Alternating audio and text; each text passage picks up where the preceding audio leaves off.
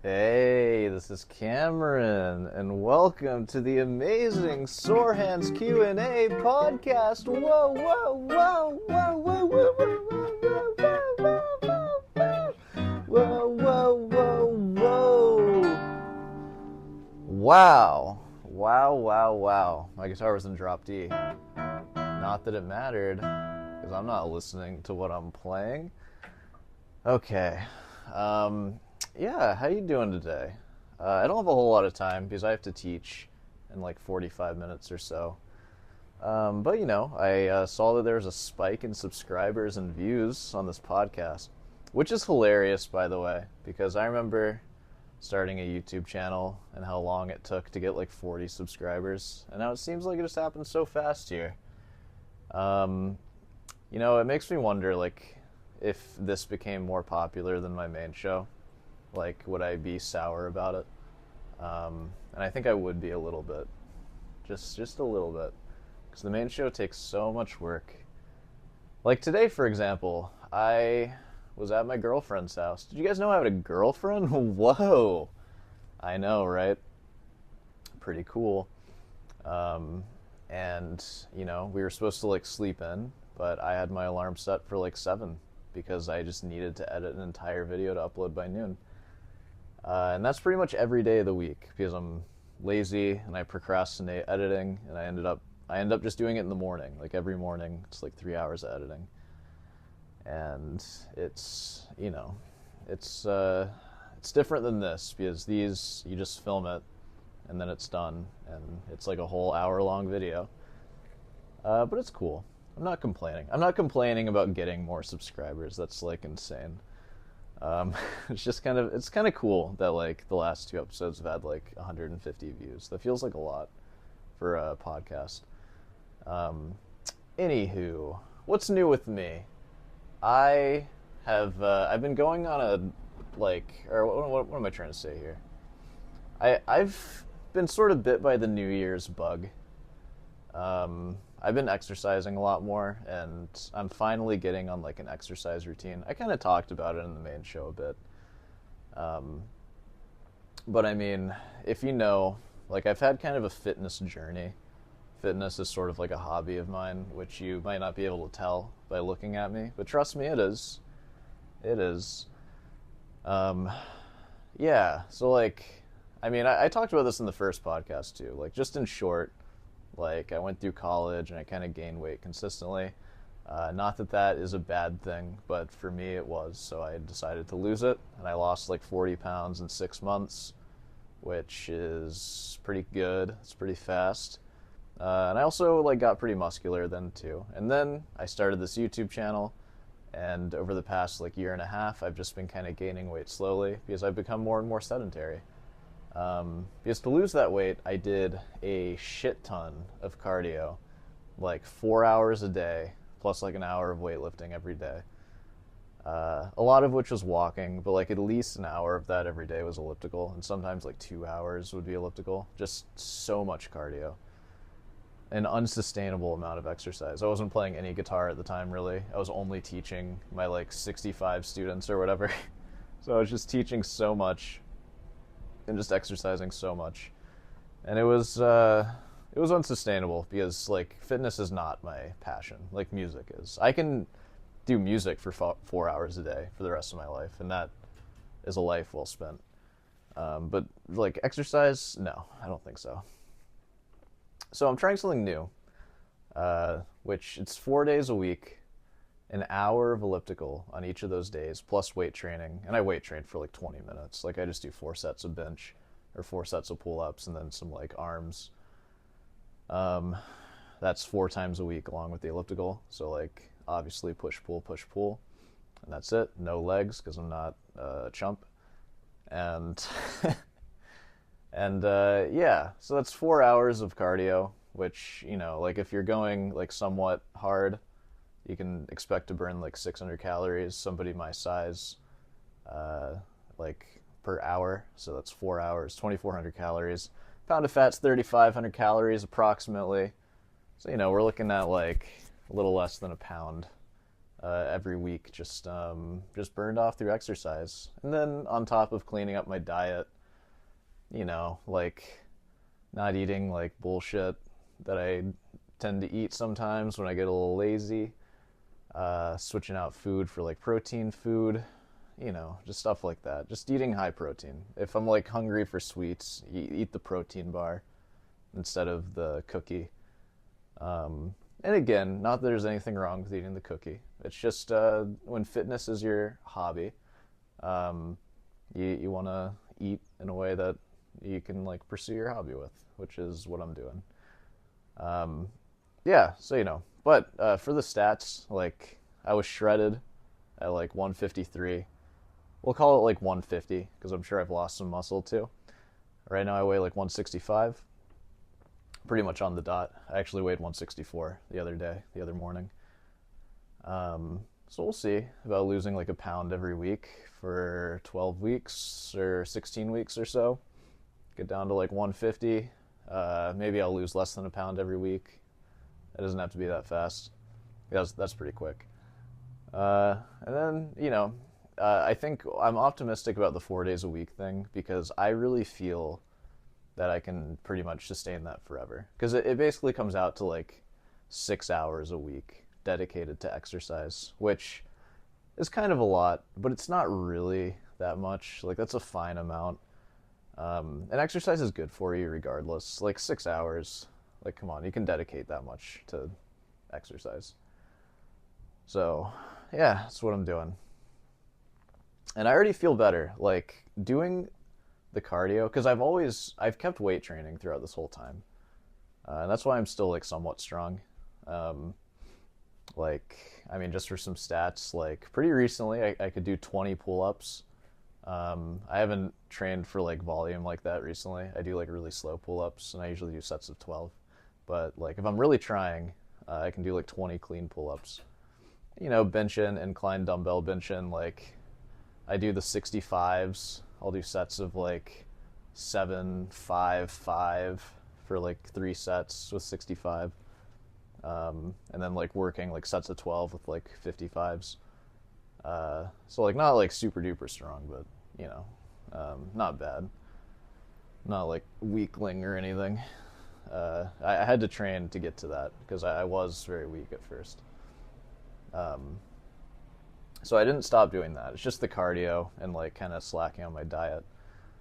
And yeah, which I don't know. Like I've seen a lot of stuff that like cardio like doesn't help. Like it's all diet. Like if you want to lose weight, but I don't know. Doing that hour of elliptical is such a mind game. Like especially when you're on your first 5 minutes of it and you're just looking at the clock and it's like I have to do this. Like I always just do the math in my head. Like what like fraction of it have I done and what fraction is left. So when I see it, like when the 1 minute passes, it's like, all right, that's 1/60th of it done. And then like 5 minutes, it's like, all right, 1/12. Like, okay. And then like 1/6 when it's at 10 minutes. And then like finally at 20, like 1/3. Like I just, like that's how I think of it.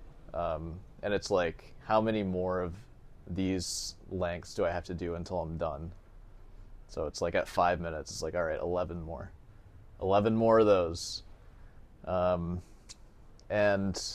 I don't know, when you're at that, and especially when it's a big, or a small, rather, fraction, I find that if you have the willpower to like actually stick around for the hour, once you're done, you kind of like have the willpower to not like cheat on the diet that you're trying to do. It's like, I don't know, because nothing is harder than staying on that elliptical because it's so boring, like especially if you don't feel like listening to music or something. So I don't know, that's my experience. Like I know you can't like outburn or out cardio a bad diet, but I think cardio just kind of puts me in that headspace, where in that like monk mindset where it's like I can do anything today. So I enjoy it for that. Yeah, I'm excited about that. I have that New Year's jitters, but I'm going to try to make it just the lifestyle. Because I think that was kind of the issue with my old way of doing it. Because it was so much cardio, and I think deep down I knew that I wouldn't be doing that forever. But this, I think I can sustain, and it'll still get me to my goal. I won't be able to eat as much, obviously, because I was eating a lot back then. But I was also burning a lot, so maybe I won't be as hungry if I don't burn as much. Because I would do some, like, crazy sessions. Like, I would burn, like, 2,000 calories on the elliptical. Just, like, 3-hour sessions. And, yeah, because that's, like, 600 calories, like, an hour approximately. Yeah, so it would be, like, 2,000 or, like, nearly 2,000. And then I'd go home. And I would just be ravenous. And I would eat like 1,500 calories of like protein bars. And like I couldn't stop myself. Like it felt like I was going to die or something. So, you know, maybe that won't happen if I just do less. But yeah. So, you know, that's the fitness journey. And hey, I talked about that in today's episode of Sor Hands.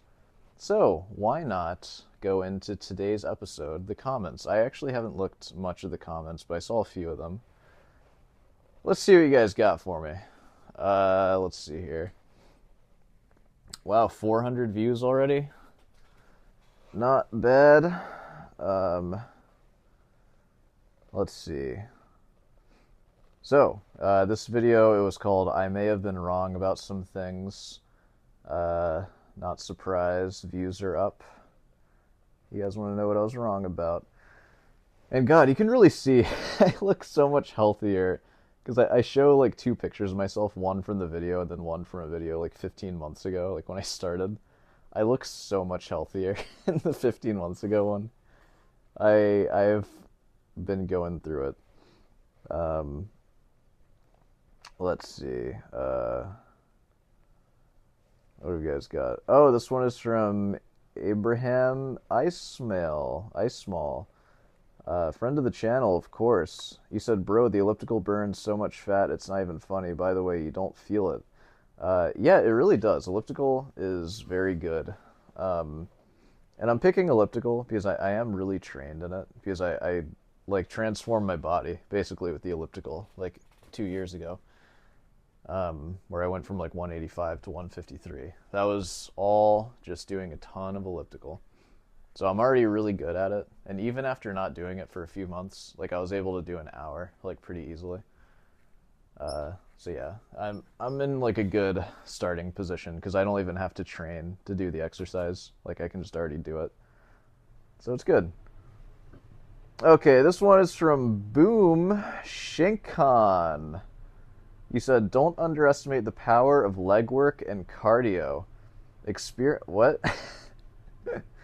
I don't. I mean, I don't know about leg work, though. See, I have a few reasons why I don't do legs. First off, my legs, like, you can look through some of my videos where I'm wearing shorts. Look at my calves. They're already, like, so developed.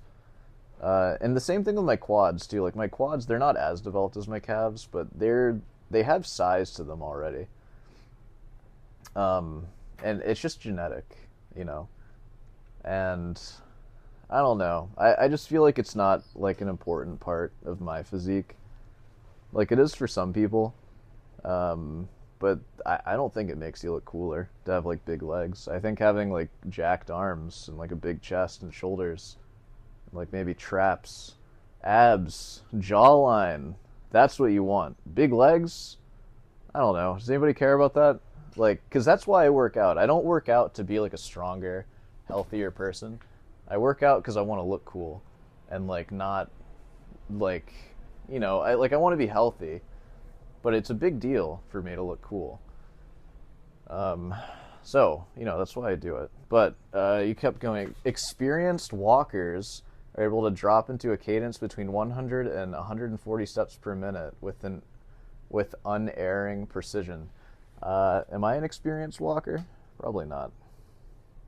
The same applies for running, between 140 and 190 steps per minute. It's dialed into your subconscious. You're your own walking, talking metronome. True. You wouldn't know it based on how I play without a metronome. You would think that the little metronome in my brain's broken. Another added benefit is cardio lowers your resting pulse rate. Dude, it absolutely does. I used to wear an Apple Watch when I was working out, and my resting heart rate Like, it would dip into the 30s, like the high 30s when I was sleeping. And then just like out and about, it was like in the mid 50s. Like like I had to start like moving to get it like to 60 and above when I was like really lean and really healthy. I don't even want to know what my resting heart rate is now. I'm sure it sucks. All the alcohol and like like the sedentary lifestyle. Though to be fair, during that time I was drinking too. Like I never like stopped drinking or anything. I just did a lot of cardio. I need to drink less. I know that I have. Drinking is really not good for you. I was just talking to a student, and he said like there's some study that like is saying that like drinking is basically like poison. I feel like that's something that we kind of all already knew. It definitely is poison. It's like a hard drug. It's just like I'm addicted to it, so I like it. But yeah, no, I definitely need to limit it. I'm doing that thing where I try to still like not quit it, but I'm just trying to limit it. I don't know if that ever works for anybody. Maybe there will have to be a point where I just like throw my hands up and I'm just like I can't drink anymore. I just have to stop. But I have hope. I have hope that I can still drink a little bit.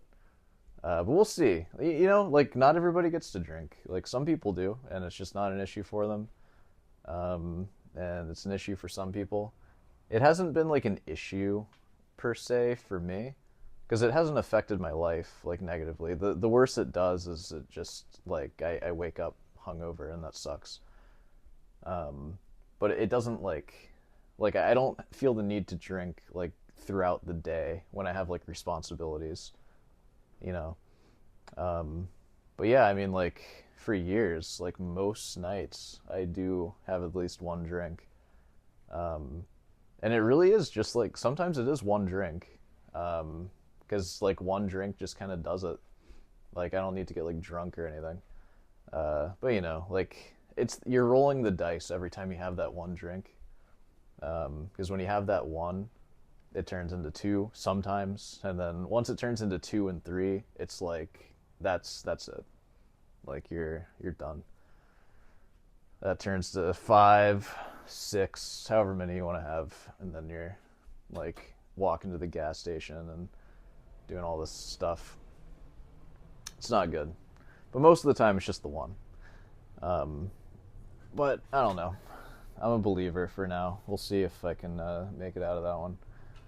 Hasn't negatively affected my life. No like health issues so far, I don't think.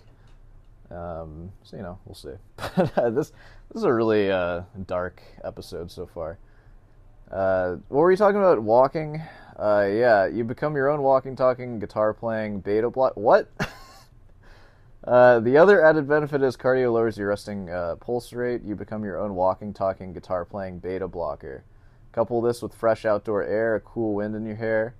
Have to pause here, or Don Henley might give a copyright strike. Oh, I don't get it, but I think I get it. Bird song and ever-changing skyscape. What's not to love? Get out of that gym once in a while and stop breathing other people's exhaust. Yeah, I agree with that. I do. I like hiking. I do like hiking. Like walking is nice. I just like the elliptical because you get a similar calorie burn to like running. It's not as much, I'm sure. I think like jogging does like a lot. But I don't know. It's just like an easy sort of like spread throughout your entire body source of cardio. And after an hour, I don't really feel it. Like even if I'm going pretty hard, like I'm never sore from the elliptical. Like the only thing that might happen is maybe like a tendon in my leg like flares up, but it lasts like a day and then it heals, and it's not a big deal. So yeah, I don't know. Ooh, it's hard. Ooh man, it's sleepy. It's hard finding hiking places in the city though. But when I visit my home in the country, I will be hiking there. But yeah, thank you for the comment. Boom. Good stuff. Okay. Let's see. Oh, another one from Ibrahim. Small.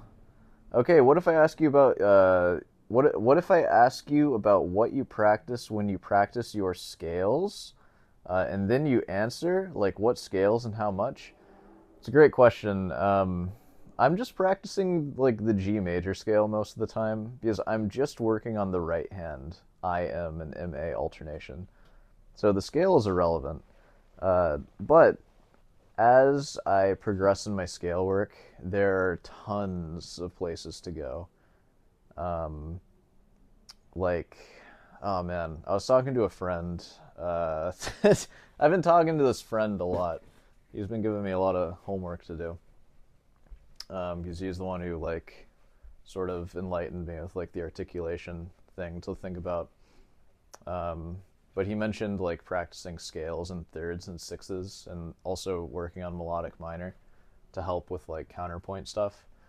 So that'll be a step, which I guess I can use the same fingering that I use in the Morel Sonatina to play that diminished arpeggio, like where I'm using P and then alternating I and M. Talking about this thing, like how I play that. So I guess that would look like, I don't know. Oh my god. Oh my god.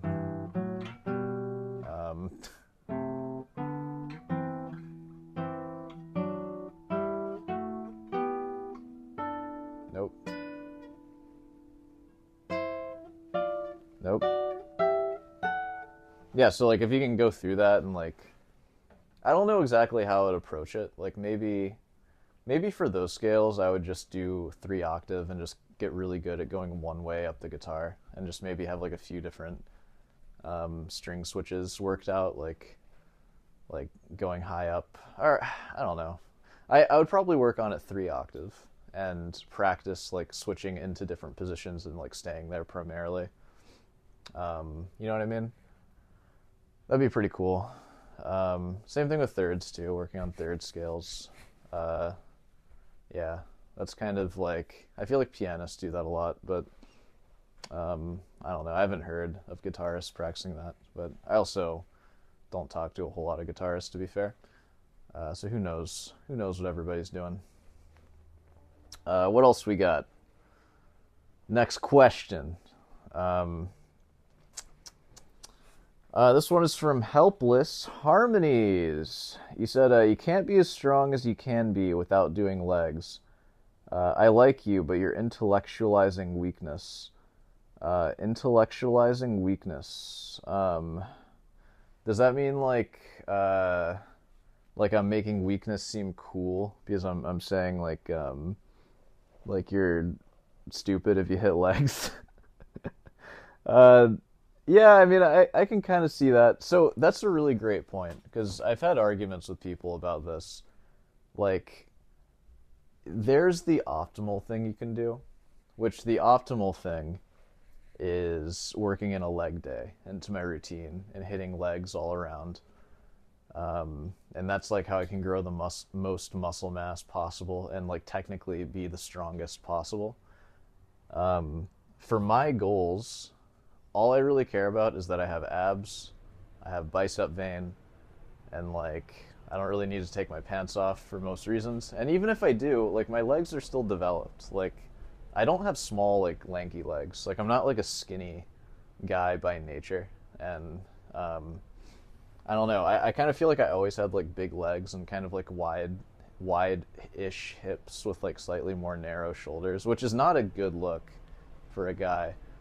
And since weight training and doing like a lot of upper body, like into my adulthood, that is sort of equalized until I just have a normal, like not skinny looking body, but like a normal like muscular body with like not particularly narrow hips, but it doesn't matter because my shoulders don't look like mismatched with it. They look like proportionally wide, so it's fine. I could grow my legs, and then my legs would be like the biggest body part that I have, which I don't want. Because I believe my legs probably have good growth potential, because even just from doing cardio, my legs have like grown, like the muscle mass in my legs. Which usually that wouldn't grow your legs so much, but mine, it does. So you can tell that like they're they soak up stimulus really easily. And one more thing, like a big, like one of my fitness goals that I have is pull-ups. Like pull-ups is probably my favorite thing to do. It's probably what I'm best at. Like in my upper body, my lats are the strongest muscle that I have. Which like, I don't exactly know how to like tell you, like, or like give you numbers, because I can tell you how many pull-ups I can do. Like I can do 20 pull-ups, and I'm talking about like strict, like kind of fast tempo pull-ups, but still all the way down, chin to the bar. I can do 20 of them, and that's weighing like 165.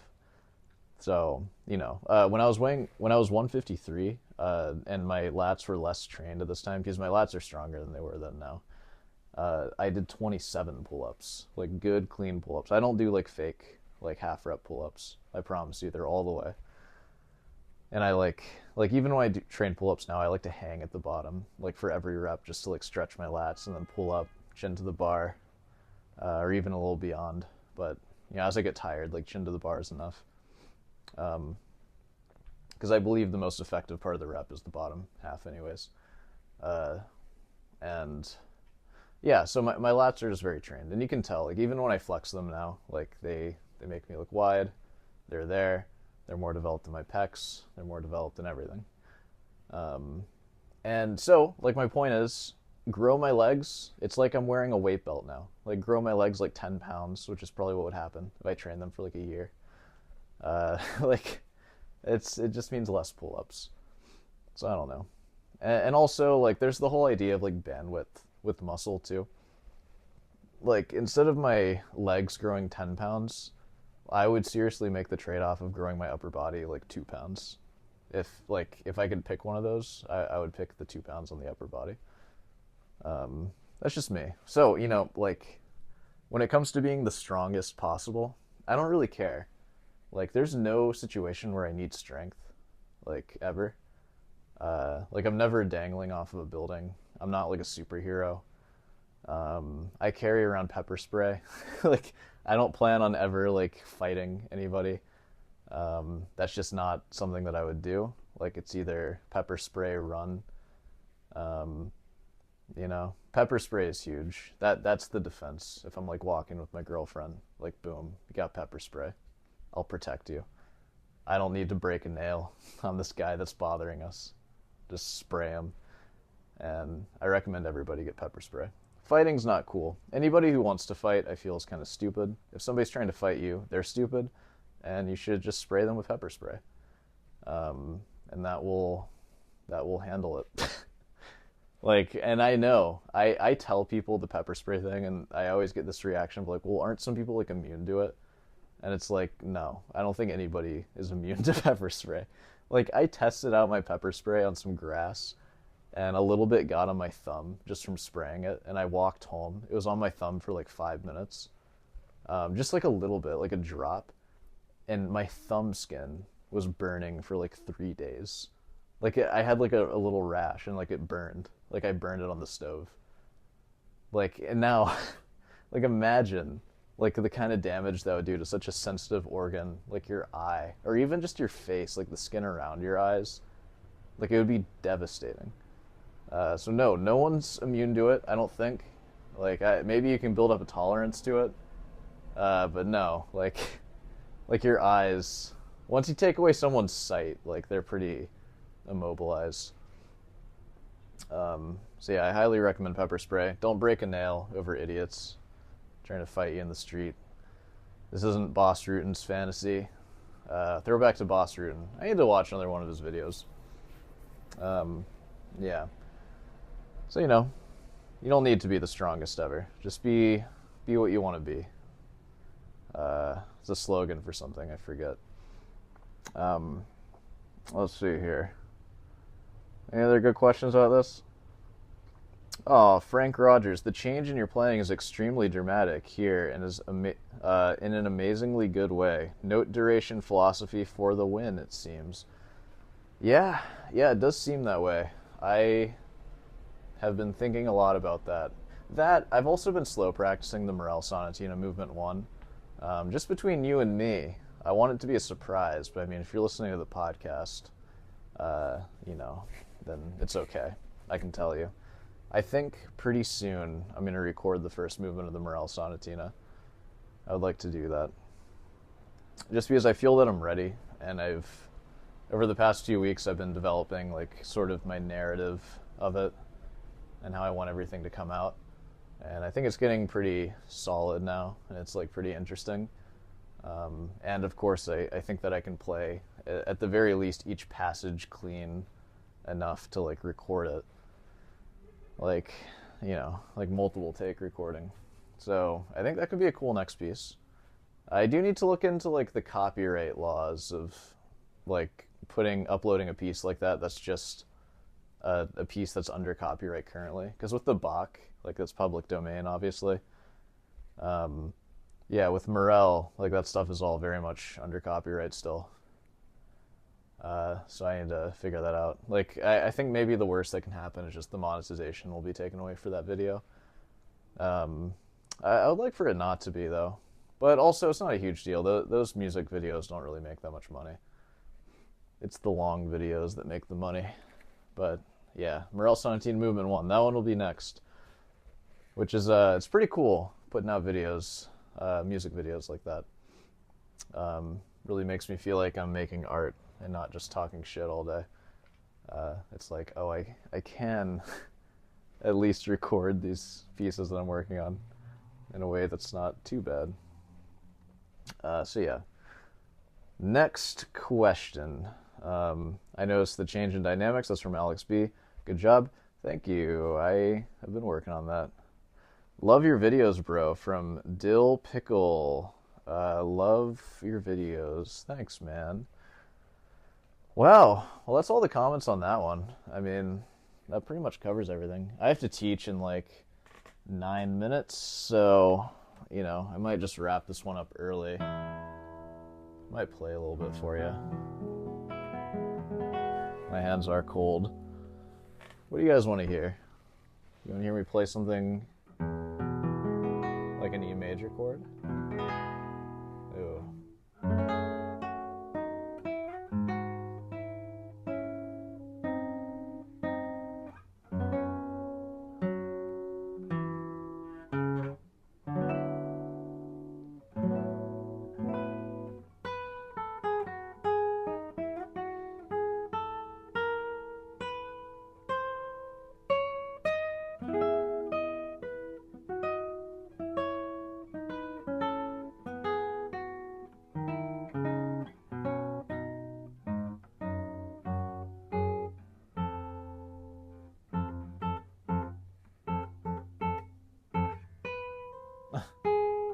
Oh my god. Who knew what I was trying to play? There it is.